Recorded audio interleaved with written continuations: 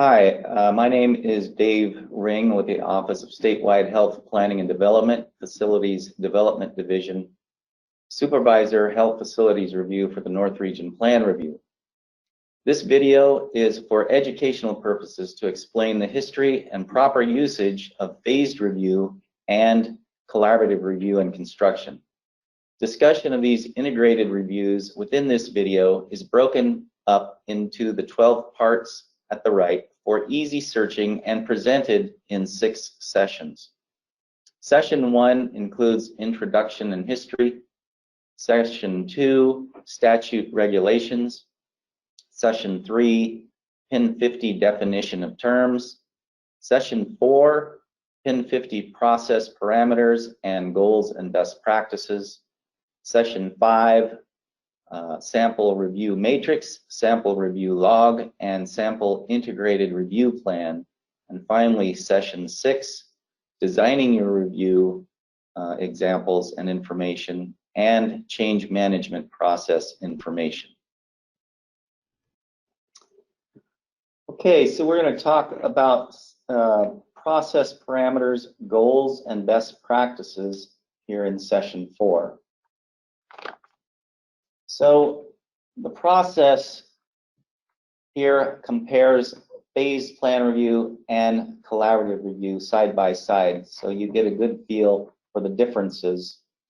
And I want to emphasize that phased plan review again is at 1.64% fee, collaborative review is 1.95% fee, and due to the time and resources required for each process, and to make these efficient for the office, we had to put some limitations on both reviews. That's what this basically does. So for phased plan review, this could be done for smaller projects greater than 50 million.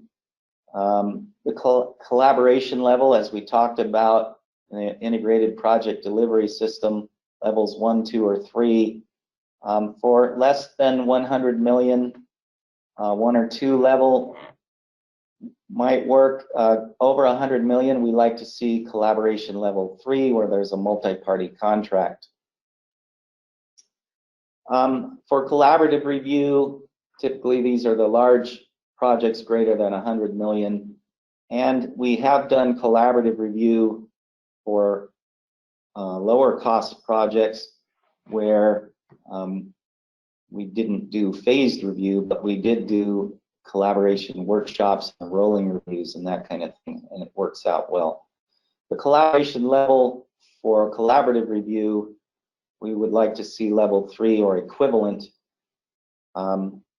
Comparing increments, phased plan review, we'd like to limit these to 2 to 3 max increments.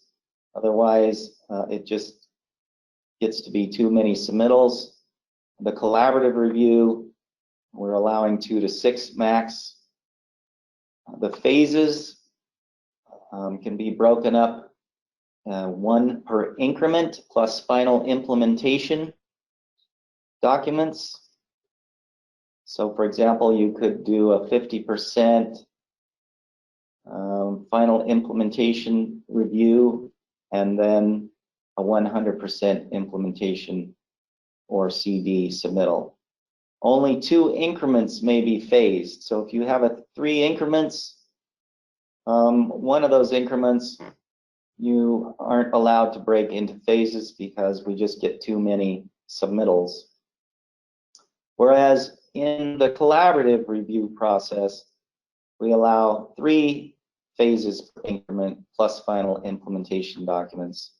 Only 2 increments may be phased in the collaborative review. And again,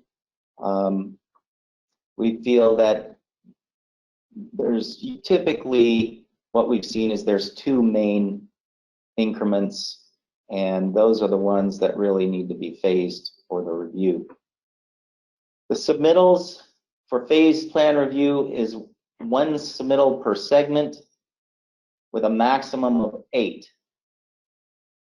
And For collaborative review, it's 1 per segment or a maximum of 16. And we're going to see here some numbers that show number of submittals. So phased with 3 increments, for example, you have 2 increments that you can phase times 1 pre-final phase plus 1 final. So you have 2 times 1 pre-final phase times 3 segments per phase times 1 submittal per segment equals 6 submittals, plus 3 maximum increments times 1 submittal per final implementation documents. That's the 100% CDs. Gives you 3 additional submittals for a total of 9. So we limit this number of 9 to 8. So for a phased review, you're allowed to break it up into 8 submittals. For a collaborative review with 6 increments, for example, 2 increments can be phased times 3 pre-final phases per increment times 3 segments per phase gives you 18 submittals plus 6 increments times 100% CD submittal. So this is pre-100% CD submittals, and this is 100% CD submittals that are allowed. You actually would end up with 24 submittals. So in order to make this a reasonable process, we limit that to 16 submittals maximum. So you could only submit really 10 segments for a collaborative review. Phase plan review, in comparing collaboration, for phase plan review, the collaboration is done through 1-hour plan exchange meetings at pre-review when the designer drops the drawings off, and post-review when we hand the plans back with comments. Whereas collaborative review, we utilize the 1-hour plan exchange meetings similar or the same as over here, but we also do collaborative workshops. These are usually scheduled about once a month on large projects, and this allows, as the review progresses, the design team to come in and discuss their proposed responses. The submittals and review for both are per the matrix schedule. Here, for a phased plan review, obviously it's a phased review, whereas collaborative review can be phased or it can be non-phased. The non-phased collaborative reviews, actually we've done quite a few, and they work well for the smaller projects where collaboration is desired. Rolling reviews that we defined earlier in the definition of terms session for phased review only occurs to resolve major code issues, whereas rolling reviews for collaborative review is throughout the project and for all disciplines and for major code issues. The plan check review log for phased plan review, the comments are posted at the end of the discipline's review. So you have 5 disciplines typically at OSHPD. When fire life safety is done with his or her review, for example, their comments will be available on the website. Plan check review log for collaborative review, however, is posted at the end, typically weekly, for all disciplines, so that the designer can get these comments usually weekly and start working on resolution. The reason we do this, it takes special effort right now to get these comments posted weekly. Phased review, we give conditional acceptance, and for collaborative review, we also give conditional acceptance if it's phased collaborative. For phased review and for collaborative review, back checks are performed at next scheduled review. Phased review ends at plan review approval, and collaborative review ends at field 100%. Some of the required elements for phased and collaborative review, they both require the request for integrated review to be submitted initially to determine whether your project is acceptable as an integrated review project. The integrated review plan and the review matrix are required on both.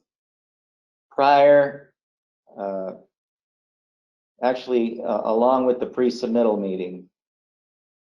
Owner approved space. Usually what we do for the integrated review plan is you can talk to the supervisor and submit them a draft to see if you're in the ballpark, and off the record they can give you some feedback so that you have a fairly accurate integrated review plan and review matrix come time for the pre-submittal meeting.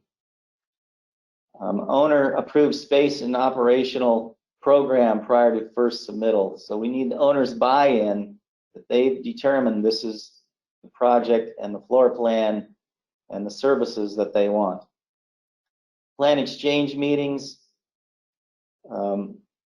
is in phased review. Collaborative workshops and plan exchange meetings is in collaborative review. Plan check review log they each have. Review completed before back check on both. The level of detailed approach is used for both when doing phased review, and for projects greater than 100 million on phased review, we would like the level 3 IPD contract, and for collaborative review, we would also like the level 3 IPD contract. So the process basically really is submit request for integrated review. The owner schedules the pre-submittal meeting. You submit the final IRP, including review matrix for office review and approval. And upon approval of the integrated review plan, which includes the matrix, and not until then, the first submittal can be sent into the office.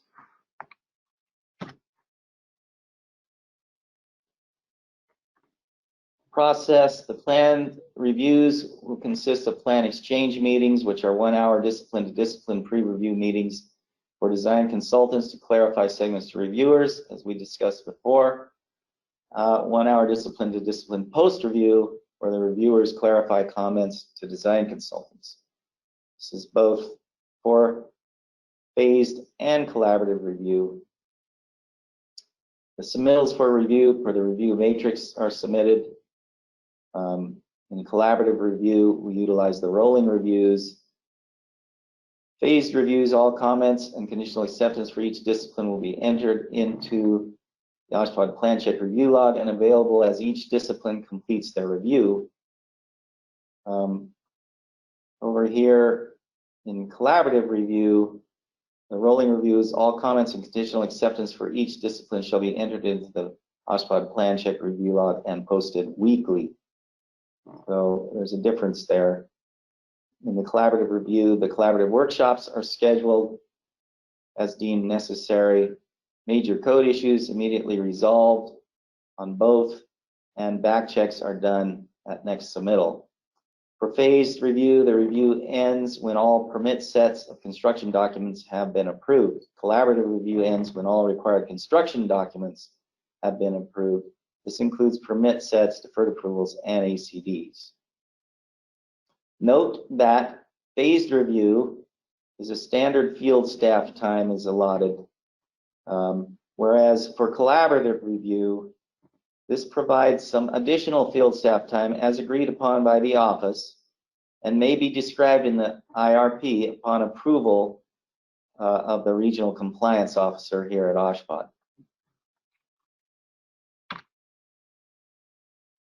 So goals and best practices. The review matrix for the development of the drawings must be based on a progressive level of detail, and an outline schedule must indicate anticipated dates for meetings, including OSHPD review staff.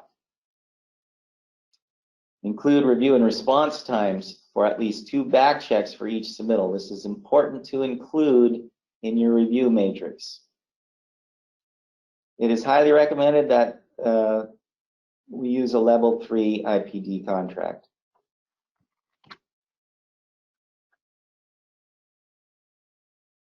Plan exchange meetings limited to 1 hour. Based on the review matrix, plan exchange meetings that involve OSHPD review staff should at a minimum include an agenda with specific topics to be discussed, a summary of design and related code issues, presentations of specific areas of the design being discussed, new plans, calculations, specifications.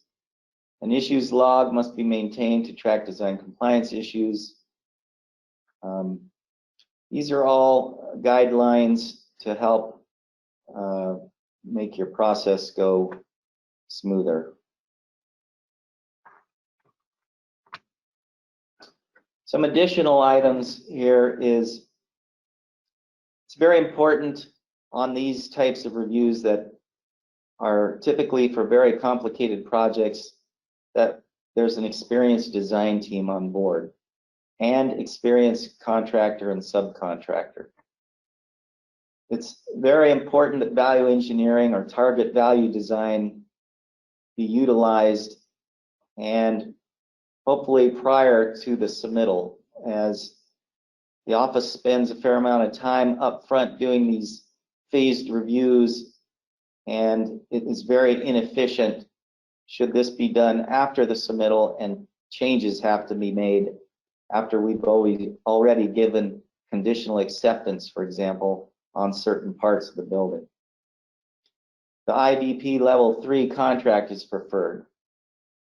The appropriate size of project based on the cost, and we're going to talk about this a little bit later, of which process is appropriate for your size of project. A reasonable schedule. We get a lot of matrices in that don't schedule everything and don't allow enough time for certain reviews. So make sure that your schedule is reasonable. There should be a quality assurance plan. There should be a construction management team and a construction management process. Owner on board for no changes. It's important that the owner has bought off on what the plan is as submitted, so that additional changes aren't made, which again makes the review process inefficient for the office. No complicated alternative designs. Keep in mind that complicated alternate method of compliance requests hold up the project. So it's best to minimize these. This again is the level of detail approach for phased reviews. Use LOD below as a guide for segments included for review at certain milestones. Note that fire life safety, exiting plan, and general systems description should be included in LOD 100. Talking about full BIM, we know this is a time consuming to do fully. MEP conflicts are identified towards the end of design, which creates changes to already reviewed and accepted documents. And partial BIM is informative, but still leaves many disciplines out. For example, pneumatic tube, nurse call, as we've seen in the past. And conflicts cause delays during construction. So the moral of the story is to allow extra time at LOD 300 prior to submittal to do as much full BIM as possible to iron out the conflicts that may arise either during plan review or construction. So this ends session 4. For more information, contact Building Standards Unit at regsunit@oshpod.ca.gov. Thank you.